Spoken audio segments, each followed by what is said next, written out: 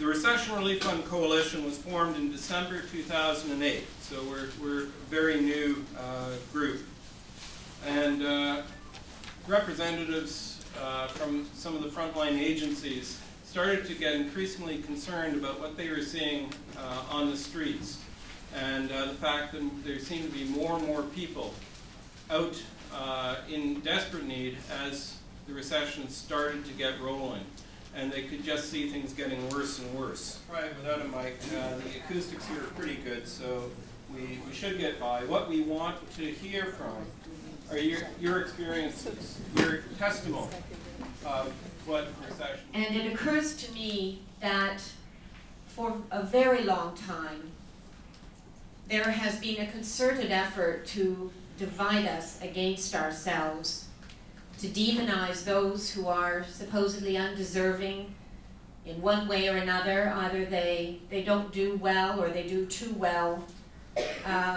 There were all kinds of course, gender and ethnic and racial divisions which have been played on, religious, many differences have been played on for generations, but it seems to have really focused, the divisions have been focused on economic lines for the last 20 years, in my view, coinciding with a very aggressive attack by conservative forces in our society to undermine many of the post-war gains made in many parts of the world.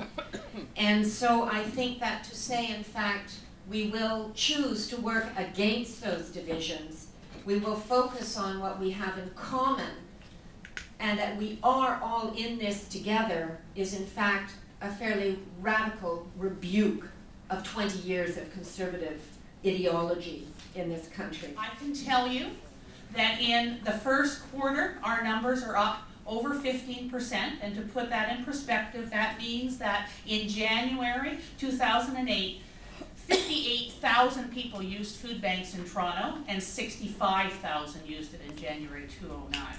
And that goes up. And you know, John asked me to kind of put it into some kind of perspective for the nation, for the GTA. The numbers are the same. And you know, it's all relative, depending. That the numbers of 15 to 20% are the same right across the country, and in some areas even more dramatic. I spoke to my colleague in Calgary, and you know what's happening in Alberta. And there, in Calgary, their food bank increase has been 80%. Now, understand they were nowhere near as desperate as we had been in 2008, but 80% in Calgary will kind of put it into perspective. The crisis is also deeper and hitting us faster because of the successes of this corporate crusade, the attacks on unemployment insurance, the fact that EI is so inadequate to this moment can be directly traced back to 1993 and what happened after the Liberals won an election promising jobs, jobs, jobs, reopening NAFTA, and then immediately turned around, handed down a budget that shredded the social safety net in this country. So not only has this logic of so-called free market capitalism created the crisis by deregulating the financial markets, but it has also shredded the net that would have been there to catch people. And I also think we're living that ideology in other ways too, because of course there has been a war on trade unionism, as we've heard from other panelists, as we know, and really on the very idea of the collective good, of the public good. You know, as Margaret Thatcher famously said, there is no such thing as society.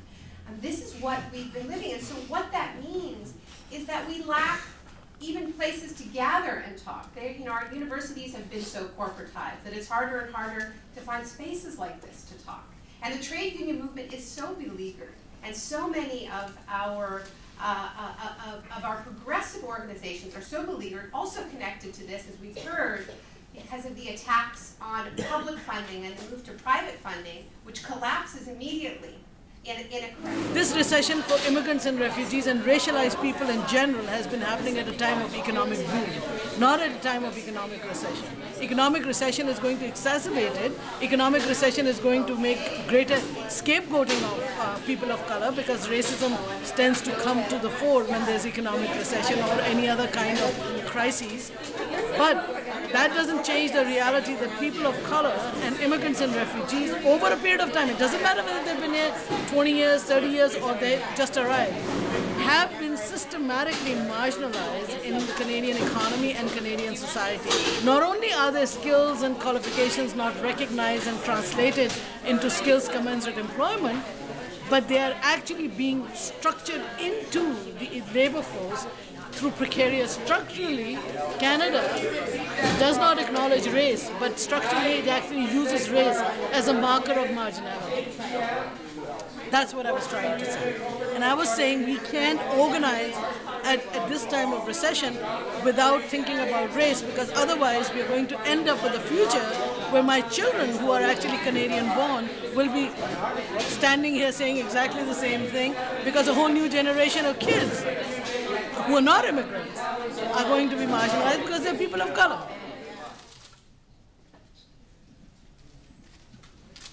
Next, please.